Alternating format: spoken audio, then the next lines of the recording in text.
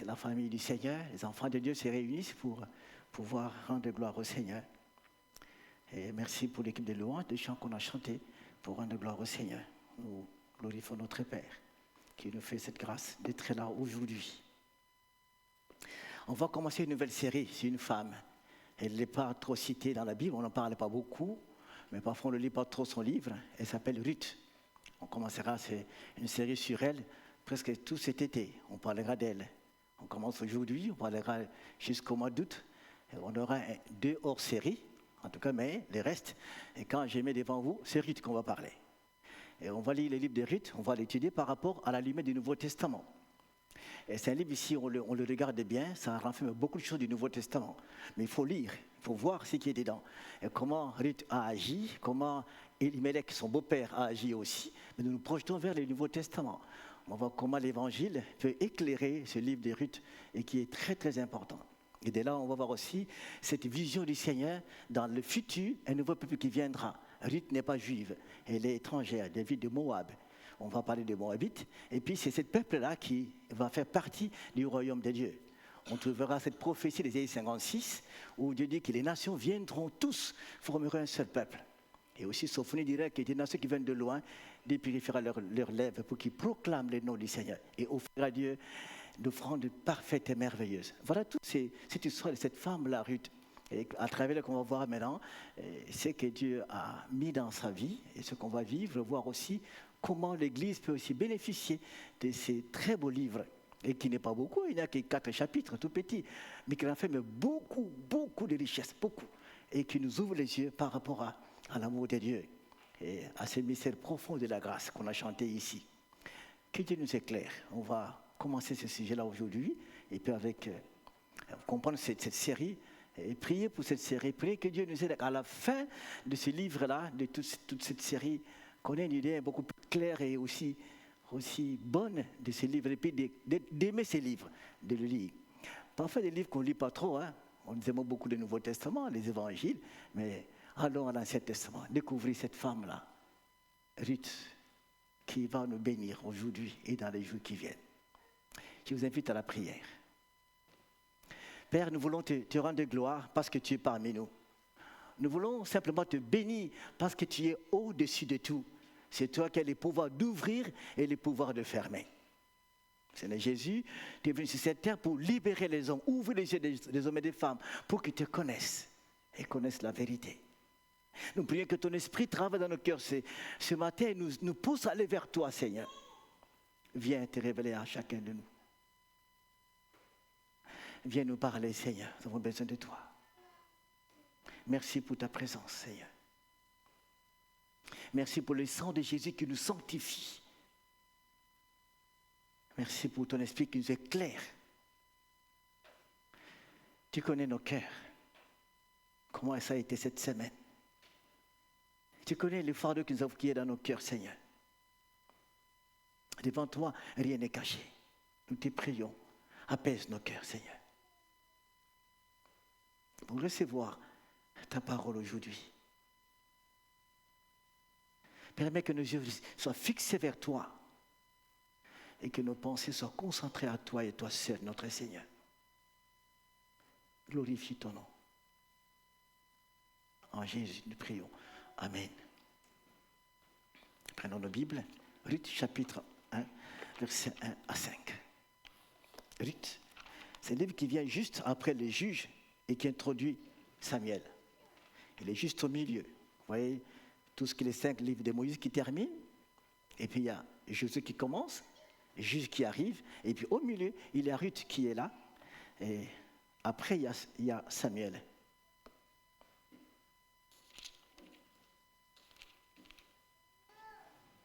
Ça, c'est dans la forme de la Bible, la formulation du temps évangélique qui est différente de cette formulation des Bibles anglophones.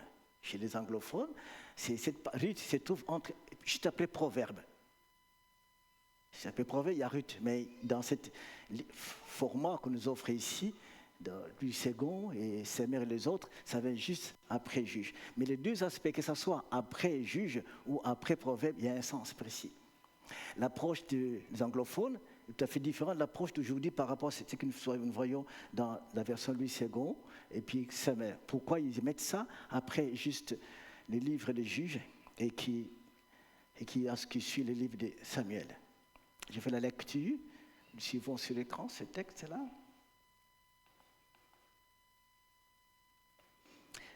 J'ai lu dans la version Colombe. Vous suivez dans la version Samuel. Au temps du gouvernement des Juifs, il y a eu une famine dans le pays. Un homme de Bethléem, de Juda, partit avec sa femme et ses 2 fils pour séjourner dans la campagne des Moab. Le nom de cet homme était Elimelech. Et le nom de sa femme, Noémie. Et le nom de ses 2 fils, Malon et Kilion. Ils étaient tous Éphrasiens de Bethléem, de Juda. Ils arrivèrent dans la campagne de Moab et ils y vécurent. Mais Elimelech, mari de Noémie, mourut et il resta avec ses 2 fils. Ils épousèrent des femmes moabites. Le nom de la première était Orpa. Le nom de la seconde, Ruth. Ils habitèrent là environ 10 ans. Malon et Kilion moururent aussi tous les 2. Et la femme resta privée de ses 2 fils et de son mari. Voici le texte. Précisons quelque chose déjà par rapport à ce texte-là. Juge, c'est la période où en Israël, il n'y a pas de roi. Il n'y a pas de roi et les gens faisaient n'importe quoi. Israël, souvent, quand il y a un juge, ils sont bien. Quand il y a un vide, ils sont dans le péché, dans le mal. C'était un peu terrible. Et dans ce laisser-aller, Elimelech est pris par cette dimension aussi. Ce qu'il va faire, c'est lié à l'état du livre des juges. Cette liberté qui sont eux-mêmes les Juifs, en fait, ce qu'ils veulent dans toute liberté. C'est ce qui est grave. Alors, les Moabites, qui sont les Moabites? Lot avait 2 filles. Après la mort de sa femme, qui est devenue statue de sel, parce qu'il voulait regarder derrière ce qui était interdit, pour voir la ville où il devait quitter Sodome, et Lot a amené ses 2 filles plus loin, vivre avec elle. Ces filles avaient une pensée ténébreuse, diabolique, elles voulaient créer une postérité pour leur papa. La Bible dit que ces 2 filles ont une idée un peu bizarre, et ils vont faire élever le papa, leur faire boire du vin et être ivre, après coucher avec lui. La première, l'aînée, a couché avec lui, et l'enfant est né, il s'appelle Moab. La deuxième a couché avec son père, le même principe qu'ils ont fait, et l'enfant, c'est lui le père des Ammonites. Donc 2 enfants, les Moabites et les Ammonites, sont des enfants qui sont nés dans ce péché de Lot avec ses 2 filles. Et Dieu ne voulait pas ce peuple-là, il ne l'aimait pas du tout. Quand Israël est sorti de l'Égypte, les Moabites se sont opposés à Israël pour rien du tout, qui ne voulaient pas qu'il traverse pour aller vers les pays promis. Alors il y a un texte dans Deutéronome que Dieu a dit, ce peuple, les Moabites, n'habiteront jamais dans l'assemblée des dieux. Jamais. Ils seront dans l'assemblée des enfants de Dieu. Deutéronome. Il a dit à Moïse, dites-leur ça. Ils ne seront jamais admis dans l'assemblée de l'Éternel. Dieu les a repoussés. Ils sont issus du péché et du mal. Mais il y a Isaïe 56 qui va ramener ces gens-là. Mais Dieu dit que ce peuple-là ne sera pas dans l'assemblée des enfants de Dieu. Pourquoi vas-tu ouvrir la porte à Ruth, qui est moabite? Pourquoi vas-tu toucher son cœur à faire des choses que les Juifs ne peuvent pas faire? C'est là l'annonce de la nouvelle alliance. C'est là la vision de ce que Dieu va faire dans le futur. Jésus, il va dire à la femme cananéenne, quand elle cherchait qu'elle puisse guérir sa fille, Jésus lui dit simplement, « J'ai été envoyé aux brebis perdues d'Israël. » C'était un choc pour cette femme. Et puis il dit, j'ai dit qu'on ne donne pas les choses importantes aux chiens. C'était un langage particulier à l'époque, aux gens qui ne voient pas la valeur de ce qu'on leur donne. Cette femme a dit, cananéenne, elle n'est pas juive, elle dit, Seigneur, mais les petits chiens mangent du miel qui tombe de la table de leur maître. Elle a poussé plus loin que même si je ne suis pas juive, cananéenne, mais je peux bénéficier des miettes que tu me donneras. Sa fille était guérie par la foi qu'elle avait. Et tous ces textes-là montrent comment nous allons vers la nouvelle alliance, le Nouveau Testament. Parfois des textes choquent, c'est dur, mais c'est là le programme du Seigneur. Et Moabite, Ruth, qui est cette femme-là, elle va vivre des choses extraordinaires. L'ouverture vers le Nouveau Testament. C'est pas fini. Il y a une femme de Sarepta, elle est veuve, elle n'est pas juive, elle habitait au nord-ouest d'Israël. Élie, elle va loger un homme, un prophète juif chez elle. Mais elle va bénéficier d'une grâce extraordinaire. Elle n'est pas d'Israël. Dieu va agir en elle. Qu'est-ce qui va se passer? La Bible dit, j'ai ordonné à la femme de t'héberger chez toi. Elle ne savait pas qu'elle était en elle, il y avait l'ordre de Dieu et Dieu a préparé son cœur à recevoir un homme de Dieu juif. Comment Dieu a laissé Élie habiter chez les non-croyants, les non-juifs? C'est là la vision du Nouveau Testament. Amen. Voilà. Amen. Ça y est, quand même, il fait chaud aujourd'hui. La vision de Dieu. La Bible est un livre formidable. Si vous la lisez, oui, on peut lire d'un coup, hein. Il y a ceux qui l'ont fait, mais lisez avec attention, c'est tellement formidable de voir tous ces textes-là qui conduisent vers une vision du Seigneur, du Nouveau Testament. Et c'est magnifique. Commençons par cette dame-là. Alors, Elimelech, c'est son nom. Souvent dans Israël, on donne des noms des gens avec un sens précis, particulier aussi. Et particulier aussi, Elimelech, ça veut dire « mon Dieu est roi ». Ça, c'est Elimelech.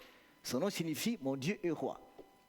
Noémie, son nom signifie « la charmante », « la douce ». Mais elle ne sera pas douce, hein, quand elle va rentrer du Moab. Elle sera en colère. Mais son nom signifie la douce, hein, la gracieuse, la charmante.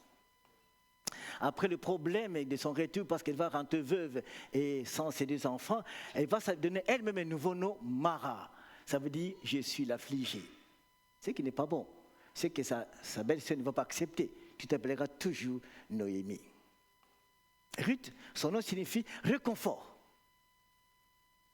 C'est différent, cette femme s'appelle Ruth.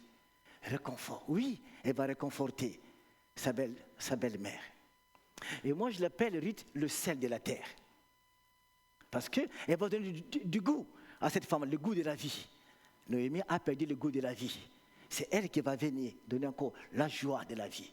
Et c'est formidable de voir cette femme-là qui va donner la joie à cet homme. Alors, entrons dans ce sujet d'aujourd'hui qu'on va voir. Nous commençons par ça, c'est la série. C'est Ruth, cette femme de valeur. Et nous aurons les éclairages du Nouveau Testament, de l'Évangile. On verra où se trouvent ces valeurs, cette femme, où se trouvent ces valeurs dans tous ces petits livres-là de 4 chapitres. Je peux voir le télécommande de Laurent? Commençons par le premier texte d'aujourd'hui, le discernement spirituel, une protection. On commence par là, le premier sujet. Merci. Le discernement spirituel, pour nous, c'est le premier sujet qu'on va commencer aujourd'hui. Ah, ça ne marche pas.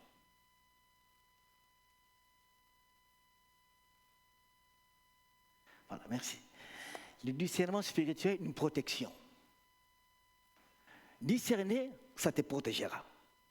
Mal discerner, ça te fera du mal. Il y a le discernement humain, l'homme, tout on peut discerner. Humain, tout on peut discerner. Les enfants, les grands, tout le monde peut discerner. Mais il y a un autre discernement qui n'est pas de nous, qui est du Seigneur, qui nous donne. Et quand nous vivons ce discernement spirituel profondément, et nous nous protégeons de beaucoup de choses. C'est cela que Abraham avait manqué, c'est cela que Elimelech va manquer. Abraham est entré chez Abimelech avec sa femme Sarah, il a trompé. Sarah n'est pas ma femme. Il a manqué de discernement, il a péché, il a dit mal de sa femme. Et Elimelech, lui, va faire le même problème. Le discernement spirituel, c'est quelque chose de très important. La Bible en parle dans le Nouveau Testament. Jésus en parle aussi. Paul a écrit une lettre par rapport aux Colossiens, aux Philippiens, aux Éphésiens, par rapport à ce sujet-là. De discerner les choses. Juger ce qui est bon, ce qui n'est pas bon. Ce que Dieu veut, ce que Dieu ne veut pas. Et si nous arrivons à vivre ces choses-là, on se gardera de beaucoup de dangers. Mais il y a un problème. Nous sommes des humains, nous sommes nés avec un discernement humain normal. Mais il faut maintenant apprendre à avoir un autre discernement du Seigneur. Et qui peut briser ce que nous voulons et ce que nous désirons. C'est cela la vie chrétienne. C'est cela un disciple qui va progresser pour comprendre que oui, c'est ce que Dieu et ce que Dieu ne veut pas. Et Elimelech qui n'a pas pu vivre cette chose-là, il a manqué cette dimension de discernement. Qu'on va expliquer ces choses-là. Et celui qui le vit se gardera de beaucoup de dangers. Aujourd'hui, la majorité fait la force dans une réunion d'apprendre des décisions parce qu'ils sont nombreux. Ce n'est pas ça dans la Bible. Dans la Bible, ce n'est pas la majorité. C'est la révélation. Amen. Tu peux être un contre tous. Tu es le seul qui a la pensée du Seigneur. Tous n'ont pas cette pensée. Tu es gagnant plus que tous. C'est ce qui est différent. Dans le monde, la majorité fait la force. Mais dans la foi chrétienne, ce n'est pas la majorité, c'est la révélation du Père. Et puis ce point-là de discerner, tu peux discerner la vision de Dieu, la pensée du Père, tu peux être tout seul. Tous ne voient pas, mais Dieu bénit ce que tu as vu. Souvent, les visionnaires ont du mal à avancer parce que tous ne voient pas, ils disent que c'est pas bon, mais une seul a vu cette chose-là. Oui, prenez ce chemin. Il a un bon discernement. Que Dieu nous ouvre les yeux pour discerner. Amen. Souvent, ceux qui sont seuls pour discerner cela, ils sont écrasés, ils sont embêtés, mais Dieu est Dieu. Cette vision s'accomplira. Que Dieu nous ouvre les yeux pour connaître sa direction, ce discernement-là. Et aussi, ceux qui ont cette pensée du Seigneur, parfois, il y a l'opposition, et parfois ils sont écartés, rejetés des autres. Mais ces personnes-là restent fermes dans ce que Dieu leur a donné comme discernement. Et ils vont aller jusqu'au bout, même si au prix de leur vie. C'est beau d'avoir ce discernement du Seigneur. Mais parfois, il y a un prix à payer. Mais il faut y rester. On va voir ça un peu dans cette vie d'Elimelech aussi. Et puis on verra comment Ruth va voir les choses de son côté. Il y a d'abord la question du discernement. Comment vivre ces choses-là? Pour qui? Quand nous discernons, pour qui? À qui tu profites du discernement? Pour qui? D'abord, si nous sommes enfants de Dieu, c'est pour notre Seigneur, c'est pour lui. C'est pour lui que nous discernons. Quand nous sommes humains, non croyants, on discerne pour nous-mêmes. Ce qui me plaît, ce qui profite à moi, c'est moi qui veux. Mais quand nous devenons, si nous prétendons être enfants de Dieu, les disciples de Christ, nous discernons pour Jésus. Paul dit, si je vis, je ne vis plus. C'est qu'est-ce qui vit à moi? Tout ce que j'ai comme discernement, comme faire des choses, c'est pour lui que je vais discerner. Qu'est-ce qui rend gloire à mon Seigneur? Et en plus, c'est lui qui est le libérateur de nos âmes, qu'on soit juif ou église aujourd'hui. Parce qu'il est mon libérateur, je discerne pour lui ce qui est bien, ce qui l'honore. Du coup, je vais être prudent, c'est que je vais dire oui et non, est-ce que ça glorifie Dieu ou pas? C'est là la question du croyant, discerner avec le but précis, honorer le Seigneur. Enfin, troisième chose, je peux discerner pour moi-même, pour mes intérêts personnels. Ça arrive, où Dieu n'est pas en compte. Je vais être clair avec vous, hein. Je vous dis la dernière fois, je ne mâche pas de mots, je vous dis clairement, même si parfois les choses font mal, mais ça pique, mais il faut quand même bon. Je ne sais pas qui aime les piments à la maison, bon. Les piments, c'est quand même fait partie des repas, non? Bon, il faut quand même qu'on en parle aussi. J'ai reçu beaucoup de personnes qui veulent se marier, depuis l'Afrique, mon pays, jusqu'ici en France. En tout cas, avec mon épouse, on a accompagné un peu plus de 15 personnes depuis notre pays. On a accompagné plus de 15 couples. Mais dans tous ces couples-là qu'on a accompagnés, parce qu'en France, ici, en tout cas aujourd'hui, nous sommes une trentaine déjà qu'on a accompagnés. Mais on a compris une chose, et plus de la moitié de la personne, par rapport à leur choix qu'ils ont fait, c'était toujours, ah oui, elle était belle, oui, elle était bonne, ah oui, mais il n'y a eu rien de solide qui dit que oui, c'est le Seigneur. Et dans une bonne partie aujourd'hui, c'est chaud. Mais souvent, Dieu peut nous montrer que ces couples-là ne se tiennent pas. C'est pas bon, il faut qu'ils arrêtent ça. Mais on ne veut pas dire ça, c'est leur choix. Ils ont discerné que oui, elle a des beaux cheveux, des beaux yeux, une bonne taille, elle est mince, elle s'habille bien, elle a de l'argent, elle travaille à la banque. Oui, je l'aime bien. Il n'y a rien de Dieu dedans. Parfois, on est choqué. On dit, Seigneur, ne nous montre pas ça. Si tu nous montres, on ne peut pas le dire. Mais il connaît nous montrer, voilà, ça c'est pas bon, ça c'est pas moi.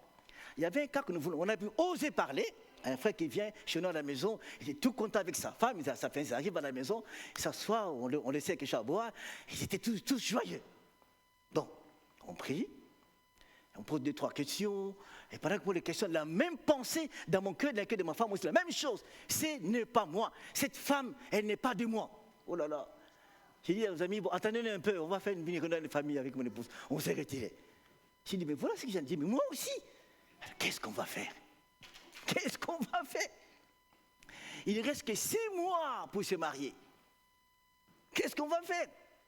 Les familles se connaissent, on ne peut rien faire. On est revenu, on a posé une question, 2-3 questions. La réponse de la femme était bizarre quand la femme répondait aux questions. C'était un peu bizarre. On dit bon, après j'ai pu prendre tout le courage qu'il faut. J'ai dit frère, sœur, ce couple ne tiendra pas. Ça ne tiendra pas. Rentrer prier 2 fois. Ça, mieux vaut Mettre fin aujourd'hui, parce que l'argent n'est pas encore versé, ils sont des Africains, hein, mais mieux vaut le faire aujourd'hui que demain. L'homme m'a dit, pasteur, je l'aime tellement. C'était la femme de ma vie. J'ai dit, frère, Dieu connaît ton cœur. La femme me dit, eh oui, il est touché à l'épaule. C'est mon étoile. J'ai dit, oh là là. On a prié, on a terminé. La fête, on était invités. Je me souviens qu'il y avait une belle voiture, une limousine, très longue comme ça, toute blanche là. C'était magnifique. Mais pendant qu'on était à la fête, moi et mon épouse n'étaient pas dans la joie vraiment. Et tout s'est très bien passé. 1 année et 3 mois, ça a commencé à chauffer. Maintenant, ils sont divorcés. Le jour où ils sont divorcés, l'homme m'appelle, pasteur, ça ne va pas du tout. Je lui dis, mais qu'est-ce qu'il y a? C'est que tu avais dit, c'est vrai.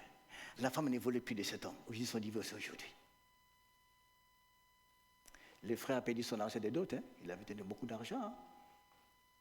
L'argent de la fête, il s'est perdu. La limousine, c'est une location, ils ont perdu l'argent. Hein. Et tous ils ont perdu.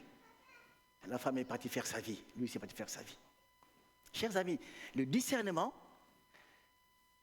pas tes intérêts, les intérêts de Jésus.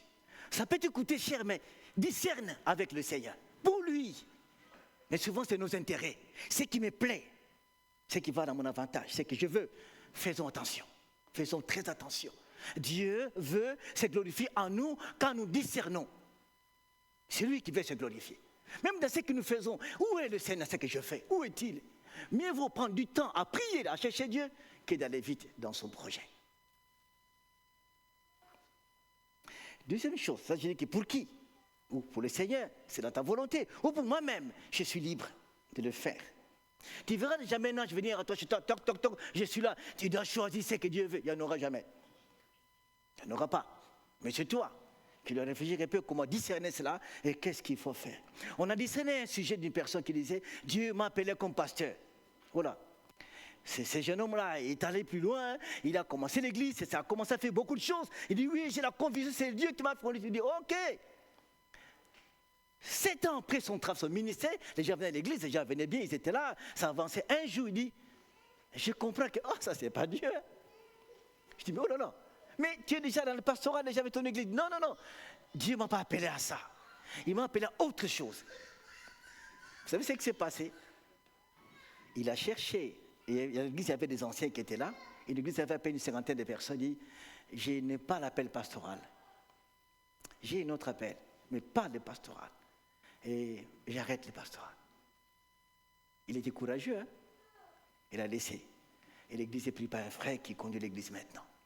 Il a discerné. En retard, mais il s'est rattrapé pour ne pas continuer. Pour qui tu vas discerner? Et maintenant, pourquoi tu vas discerner?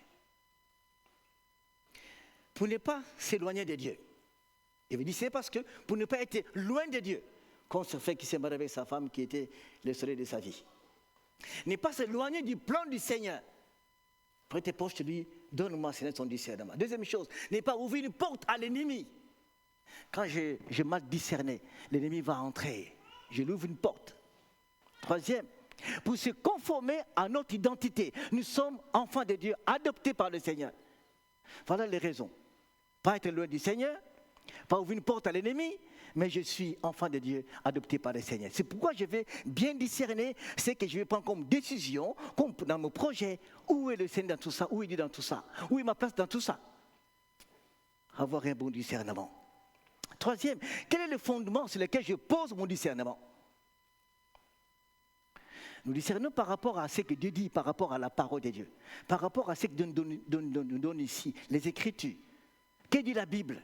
C'est par rapport à elle que nous pouvons discerner ce qui est bon et ce qui n'est pas bon.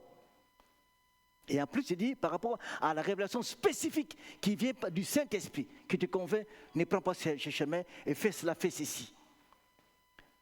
Si nous lisons la Bible et l'oreille est ouverte à l'Esprit Saint, nous comprenons certaines choses à faire. Abraham et Lot. Abraham avait des troupeaux, il était riche, comme Lot aussi, son neveu, était riche aussi. Mais les serviteurs de Lot et d'Abraham étaient en conflit chaque fois par rapport à la question d'eau. Abraham qui était ça, j'ai dit, écoutez mon neveu, je pense que si nous continuons comme ça, il y aura des tensions entre toi et moi, nous qui sommes de la même famille. C'est mieux qu'on se sépare. pour préserver cette communion, cette famille-là. Alors, il a dit à l'autre, choisis là où tu veux aller. Et moi, je prends de l'autre côté. L'autre regarde un peu, il va à l'horizon, il va Sodome et Gomorrhe. C'était très beau. La verdure, la beauté, j'irai là-bas. Il a discerné avec son regard. C'est là où j'irai. C'était Sodome et Gomorrhe. Là, il a eu ses 2 enfants. Là aussi. Et il va perdre sa femme. Il va perdre tout perdre là-bas. Il va sortir juste un peu quelque chose, juste un peu de choses que Dieu va détruire cette ville-là, Sodome. C'était beau à voir. Ce n'était pas le plan de Dieu. En tant qu'humains, nous sommes tellement sensibles à ce que nous voyons. Parfois, ce n'est pas ce que Dieu veut. Mais la parole de Dieu va nous éclairer sur nos décisions, nos discernements. Est-ce qu'il faut prendre ce chemin-là ou pas? Il va nous éclairer, la parole de Dieu va nous aider à comprendre ce que Dieu veut.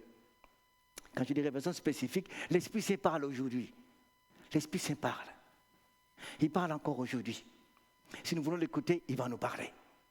Amen. Heureux ceux qui veulent l'écouter. Il parle vraiment. Et pour nous garder du danger, il dit que ça ne prend pas ce chemin. Et c'est clair qu'il peut nous parler. Clairement, pour comprendre ce qu'il veut.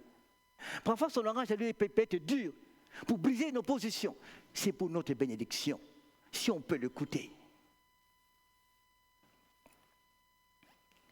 Le païen n'est pas incrédule. Non, le païen, il ne croit pas. Le chrétien peut devenir incrédule. C'est quoi l'incrédule? C'est lui qui connaît et qui ne veut pas. Je sais, c'est ça le chemin, mais je prends autre chose. L'apôtre qui écrit l'épître aux Hébreux dit, ne soyez pas incrédules à ce qu'on vous dit. Il annonce, il parle par rapport à ce qui s'est passé en Israël. L'incrédulité prend une racine dans les églises aujourd'hui, où les croyants connaissent les choses, mais ils ne les font pas. Ils veulent rester superficiels, parce qu'ils veulent faire plaisir à leur être tout entier. Ce qu'ils veulent vivre, c'est l'incrédulité. Je sais, je ne veux pas. Et ça coûte cher, c'est très dangereux de rester dans l'incrédulité. Je sais, mais je ne veux pas. Je sais, mais je ne fais pas. C'est ce qui est grave du croyant aujourd'hui. De rester incrédule des mois et des mois, des mois. Je ne change pas.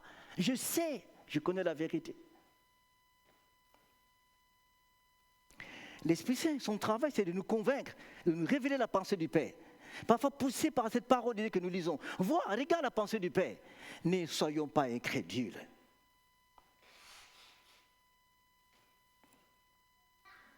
Thomas apprend que Jésus est ressuscité avec les autres. Jésus vient voir les apôtres, Thomas n'était pas là. On dit que Thomas, Christ est ressuscité, on l'a vu nous-mêmes. Il a dit, si je ne le vois pas, je ne mets pas mes doigts là où il dit passer le clou, je ne croirai pas. Mais Thomas, oui, on l'a vu. Il était là avec nous. Non, si je ne le vois pas, je ne croirai pas du tout. 8 jours après, Jésus est apparu, ils étaient là. Quand il apparaît, souvent quand il vient, il dit que la paix soit avec vous. Il fait c'est le shalom juif. Là, il n'a pas dit shalom. Il arrive, il dit Thomas, approche. Approche-toi, regarde mes mains. Mets ton doigt ici. Mets ton doigt. Il n'a pas dit shalom. Le juif, c'est important pour le juif que la paix soit avec vous. Il n'a pas dit shalom du tout, mais il vient pour juger, pour condamner, pour reprocher son apôtre. 3 ans de ministère. Il a appris qu'il va ressusciter des morts. Thomas a tout balayé.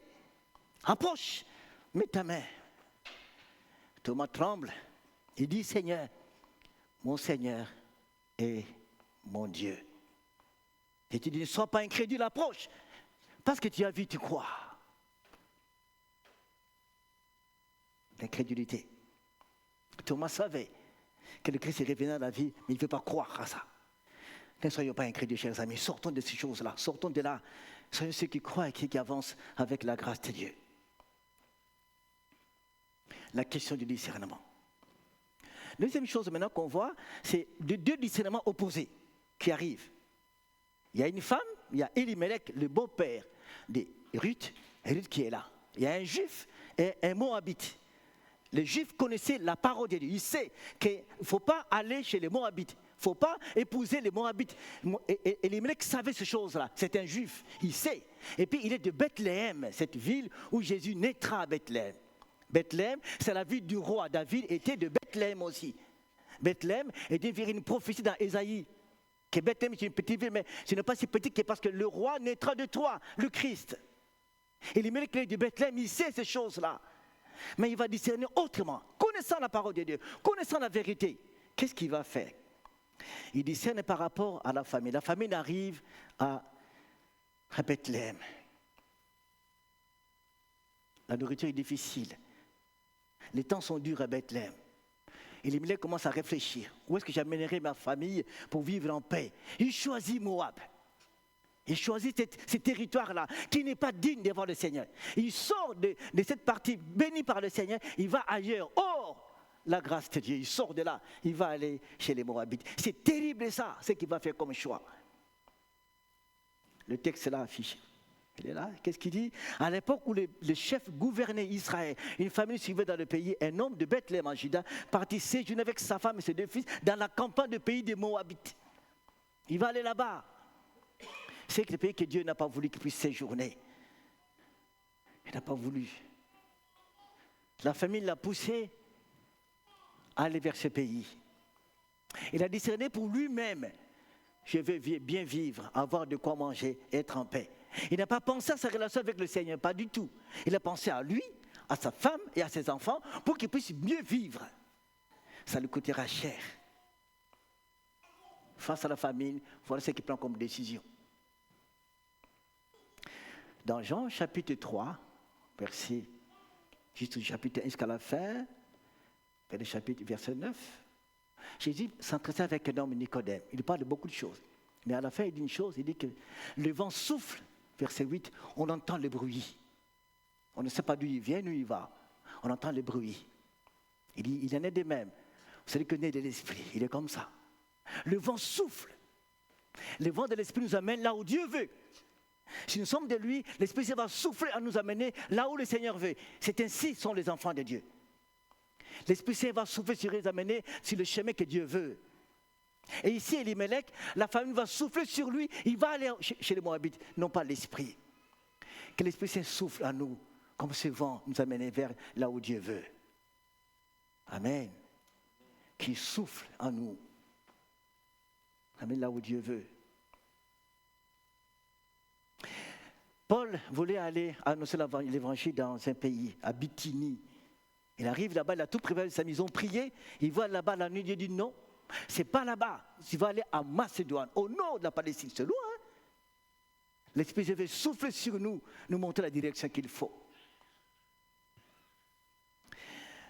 La femme qui vient après, c'est Ruth. Son discernement, elle n'est pas juive, elle ne connaît pas la loi, elle n'a aucune référence pour s'appuyer, simplement son amour face à la décision de Noémie, sa belle-mère, et à son avenir. Qu'est-ce qu'elle va dire? Elle va dire à Noémie qui a décidé, après qu'elle ait perdu ses 2 enfants, elle dit à Orpa et à Ruth, rentrez chez vous, dans vos familles, vers vos dieux, parce que je n'ai pas d'enfants à vous offrir. J'ai perdu mes enfants, maintenant vous êtes libres, vous êtes encore jeunes, allez faire votre vie ailleurs. Elle a insisté tellement que Orpa est partie, Ruth est restée. Voici sa réponse. Noémie lui dit, regarde, ta belle-sœur est partie, rejoindre son peuple et ses dieux. Fais comme elle, retourne chez le sien. Mais Ruth lui répondit, n'insistez pas, pour que je te quitte et que je me détourne de ta route. Quelle femme formidable. N'insiste pas. Je discernais, je veux rester avec toi. Mais cette femme, elle est veuve, elle n'a rien. Elle a quitté 10 ans, il y a longtemps, Bethléem. Elle n'a plus rien. Son mari est décédé, elle est veuve, elle n'a pas des enfants pour le prendre en charge. Elle va suivre une femme qui est pauvre. Comment vas-tu vivre avec elle? Comment peux-tu fonder ton avenir sur une femme qui n'a rien? Ça, c'est extraordinaire. Un grand discernement pour le bien de Noémie. Et enfin, pour son avenir, je vais rester avec toi. N'insiste pas. Un discernement lié par la grâce du Père. Ce qui va discerner ouvrira la porte où Jésus naîtra dans cette lignée à Bethléem. En fait, Ruth, c'est l'ancêtre plus loin de Jésus. Quelle grâce! L'Esprit Saint commence à travailler dans le cœur de cette femme. Elle n'a rien vu, mais elle croit. N'insistez pas, je ne te quitterai pas. Si vous lisez ce texte vers d'autres versets, il dit, si je t'abandonne, je te laisse, que Dieu me punisse. Elle a scellé sa décision par la mort. Si je fais le contraire, que Dieu me punisse, que je meure. Du coup, Ruth, Noémie s'est apaisée. Alors, reste avec moi. Je vais lui poser une question.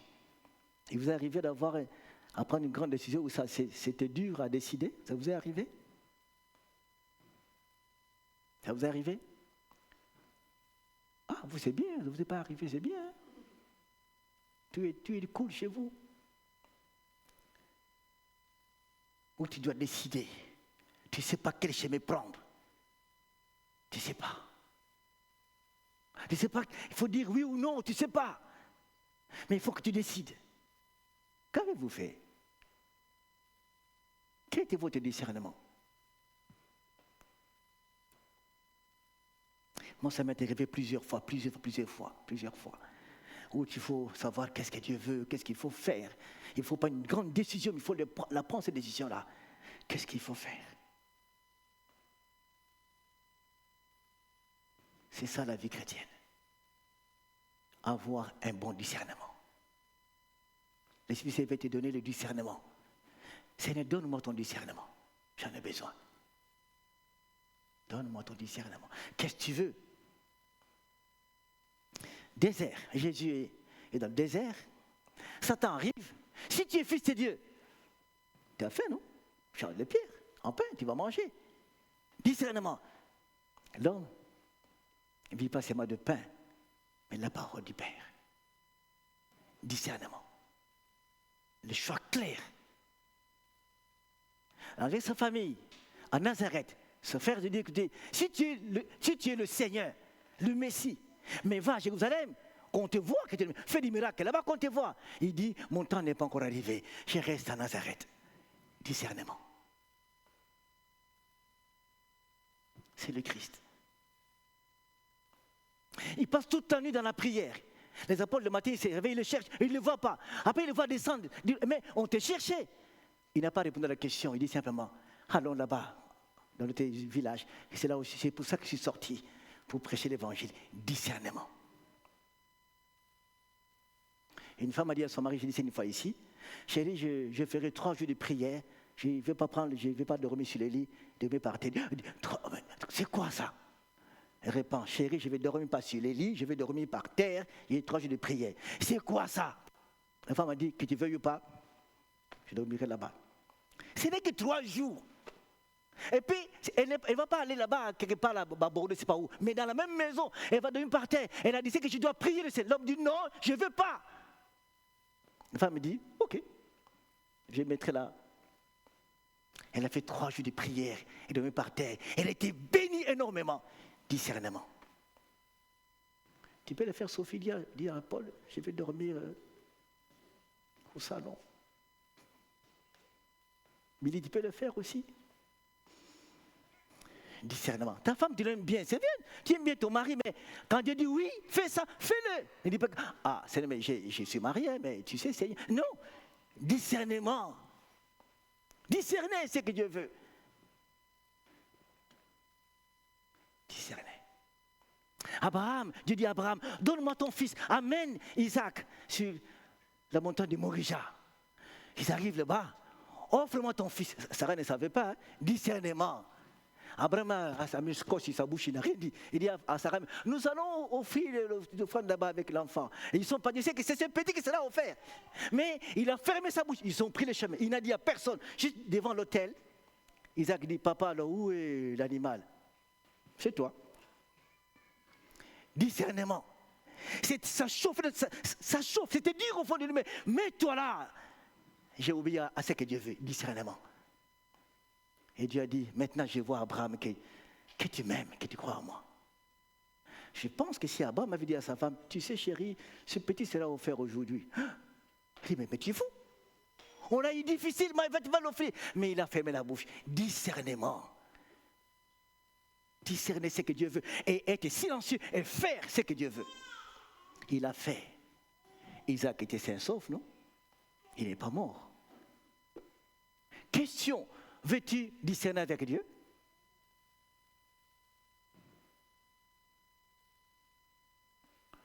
C'est chaud, hein? Veux-tu discerner avec Dieu?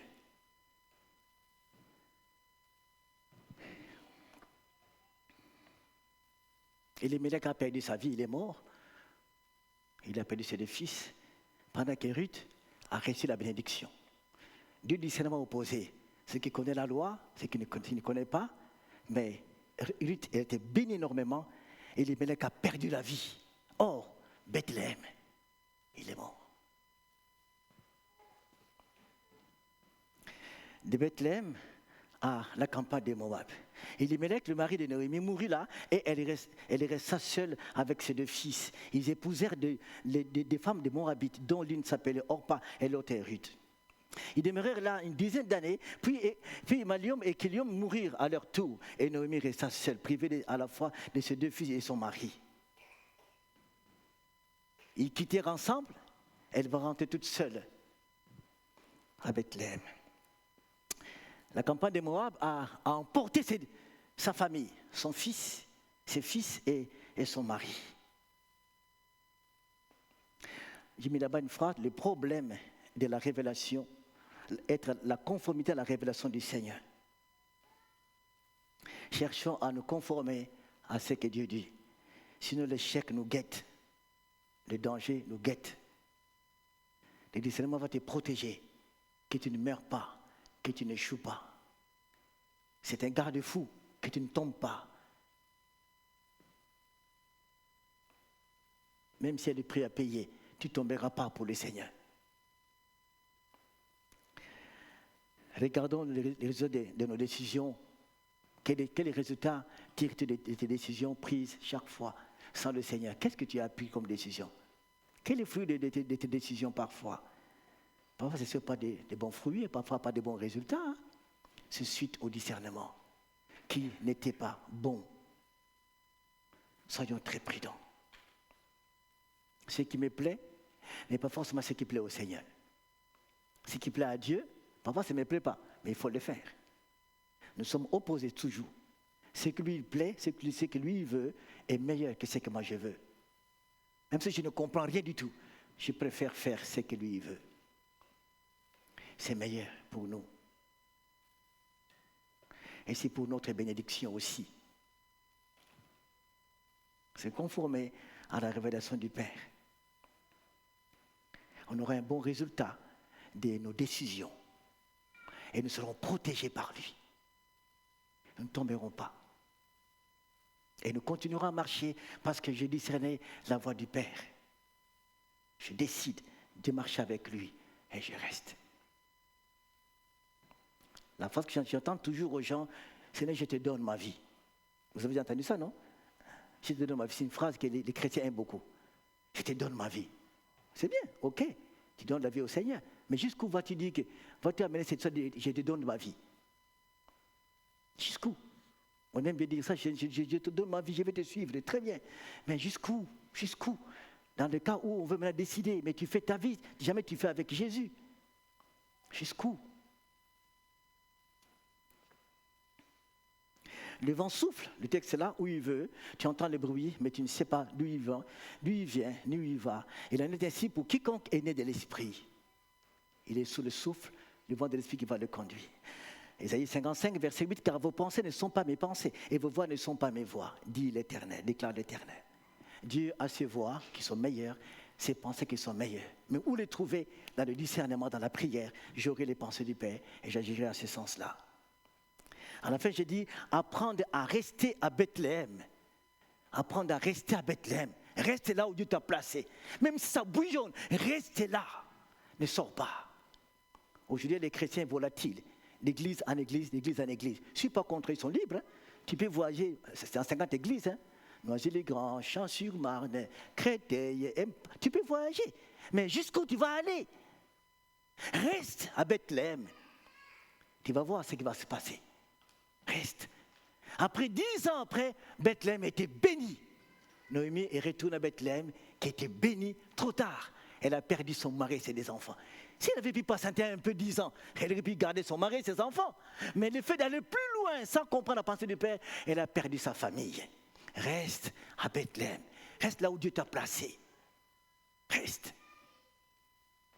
J'étais tenté de quitter mon église à Kinshasa. Quand on a reçu la grâce du Saint-Esprit aux années 1978, tous les jeunes étaient tout faits, tout flammants parlant en langue. Il y avait des prophéties qui disaient, ah non, on va quitter les parents, ils ne voulaient pas de nous. Allez, on va partir. Nous étions les meneurs. On va partir. Mais un jour, on priait, on s'est dit, mais non, c'est pas bon cette idée. Il faut qu'on reste. On a pris le Seigneur et puis enfin, nous sommes restés. Et l'église était bénie. C'était une mauvaise idée de partir, de quitter l'église. On est resté. Aujourd'hui, cette église, elle est bénie énormément. Il fallait rester. Même si c'était tendu, c'était chaud, mais on a supporté. Et la paix est revenue. Cette église, aujourd'hui, elle est venue charismatique aujourd'hui. Là-bas, chez moi, là-bas, qui était bâtie, c'est pur, 100%. Elle est venue bâtie, c'est charismatique. Parce que nous, on a résisté. Et Dieu a béni toute la communauté.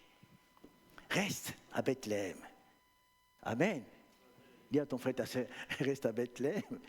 Reste à Bethléem. Reste à Bethléem. Reste à Bethléem. Reste. Bethléem peut être ta maison. Peut être ton couple. Ton mari est compliqué. Reste à Bethléem. Ne fuis pas.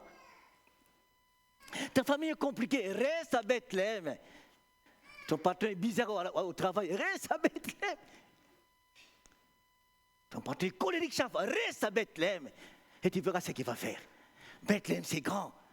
Ta vie, ta famille, ta vie conjugale, ton travail, reste là. Et tu verras ce qu'il est capable de faire. Reste à Bethléem. Il y avait un prophète à l'époque, il devait venir dire à Elimelech, mais reste à Bethléem, Elimelech ne part pas là-bas. Il n'y avait pas de prophète, il est parti. Il a perdu tout, sa vie, ses enfants. Restons à Bethléem pour rejoindre les pensées du Père, dans un bon discernement pour aller jusqu'au bout. On termine par ce texte-là. Un message pour ouvrir les yeux. Deux personnes qui arrivent. Il y a Jonas, il y a Paul.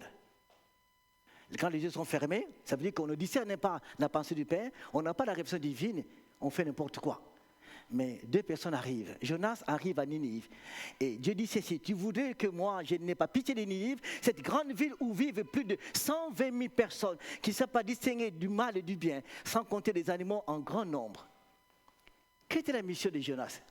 Ouvrir les yeux des gens de Ninive. Juste ça, ouvrir leurs yeux.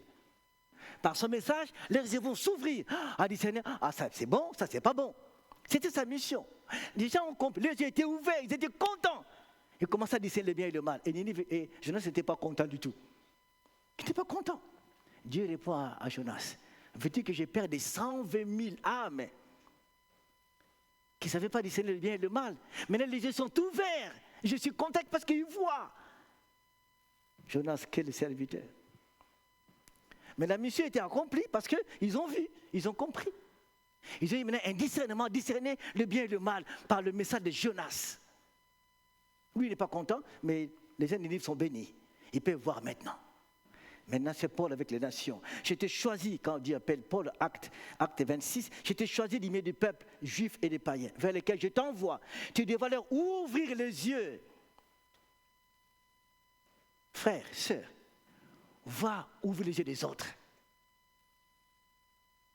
Et Dieu dit à Paul, et de le faire passer de ténèbres à la lumière du pouvoir de Satan à Dieu, pour qu'ils, en croyant en moi, ils reçoivent le pardon de leurs péchés, une part d'héritage avec ceux qui appartiennent à Dieu. Voilà la mission de Paul, ouvrir les yeux des gens. Ça veut dire quoi? Qu'ils aient un discernement pour comprendre le bien et le mal. Extraordinaire. Il arrive à Lydda, cette ville-là. Il y a une femme qui s'appelait Lydie. Avec toutes les femmes, elle était riche, avec des femmes qui étaient là ensemble, qui priaient de leur manière juive. Mais Paul arrive là-bas, il parle du Seigneur. La Bible dit, Dieu ouvre le cœur de Lydie pour comprendre les Écritures. Allons ouvrir les yeux des autres. C'est l'évangélisation. Amen. Allons évangéliser pour que les autres voient. Là, j'ai fait la pub. Le 23, 27, nous sommes ici. On voit ce que j'avais l'équipe du pasteur Eric, qui sont 10 bénévoles qui viennent des États-Unis. Ils parlent anglais, ils sont avec nous ici. On va commencer la prière ici. Le 23 à midi, on va prier ici. Et puis après, nous allons sortir pour aller à la gare de Noisy-le-Grand et gare de Champs-sur-Marne. On va faire ça. 23, 27. Le 24, le soir, on est ici avec ce frère qui va faire le spectacle, qui va nous bénir beaucoup plus. Et parce qu'ils sont contents que notre église a accueilli ce moment, cet événement formidable. Venons pour que les gens, leurs yeux voient. Quand ils prient pour les non-croyants, dis Seigneur, ouvre leurs yeux qu'ils voient. Comme moi je vois. Que Dieu ouvre nos yeux pour que nous voyions comme Dieu voit les choses et d'avoir un bon discernement. Sois heureux que l'Esprit Saint est avec toi. Il va t'aider à bien voir. S'il y a des échecs dans ta vie, tu as fait des choses qui n'étaient pas bonnes du tout, tu as mal discerné, Dieu est là pour te pardonner. Il va te ramener à lui et il va te bénir. Reviens simplement à lui, il te bénira. On peut se lever pour prier.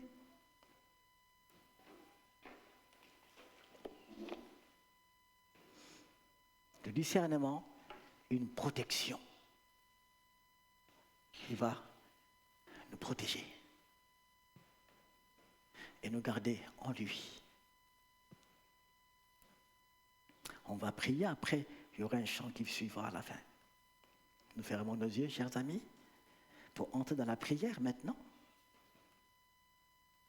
Et chacun réfléchit un peu comment je vis le discernement. Il y a des choses que j'ai fait, c'est déjà fait, c'était pas bien, c'était pas un bon discernement. J'ai péché contre Dieu, que Dieu me pardonne.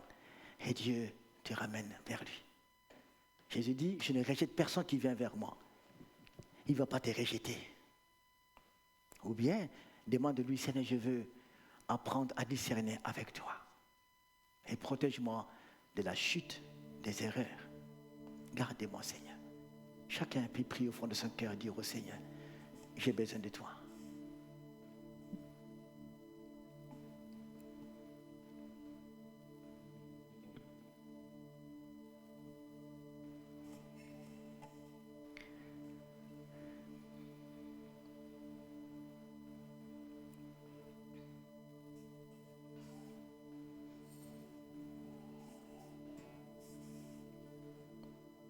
Notre Père, notre Dieu, tu connais nos vies. Tu connais le chemin que nous avons pris parfois. Nous avons discerné sur beaucoup de choses, sur beaucoup de situations. Nous avons pris des grandes décisions, parfois qui n'étaient pas de toi. Mais nous reconnaissons, Seigneur, aujourd'hui, celles, comme décisions que nous avions prises qui n'étaient pas de toi, pardonne-nous simplement. Nous apprenons à ton école. Nous ne pouvons pas tout saisir, Seigneur. Tu connais nos limites. Nous prions que tu puisses nous aider à bien discerner. Ouvre en nous le bon discernement basé sur ta parole. Donne-nous à ne pas être précis dans nos décisions, dans nos prises de position, mais plutôt comprendre que veux-tu que nous fassions, Seigneur. Nous remettons tous entre tes mains et nous voulons compter sur toi, Seigneur. C'est toi le berger. Nous sommes ton troupeau. Et c'est toi qui as promis que je suis avec vous tous les jours jusqu'à la fin du monde. Seigneur, sois avec nous dans des grandes décisions à prendre. Quand nous discernons, sois avec nous, Seigneur. Afin que ton nom soit glorifié dans ce qu'on va décider. Père Saint, voici ton Église. Voici nos vies. C'est toi qui sais notre lendemain. Nous discernons, nous ne savons pas le futur. Toi qui connais le futur, donne-nous ta pensée. Et notre discernement sera meilleur. Ne voulons pas tomber dans le piège comme Elimelech. Mais aide-nous, Seigneur, à être prudents. De rester, de faire ce que tu veux que nous fassions. Merci pour ta parole. Aide-nous à demeurer fermes et à avancer. Que ton esprit nous aide, Seigneur, à comprendre ta pensée. Merci pour ton amour infini qui est extraordinaire. Je te prie simplement que la grâce du Père et ton amour infini comblent nos cœurs et nous soutiennent aujourd'hui encore en Jésus-Christ. Amen. Chantons avec l'équipe qui est là.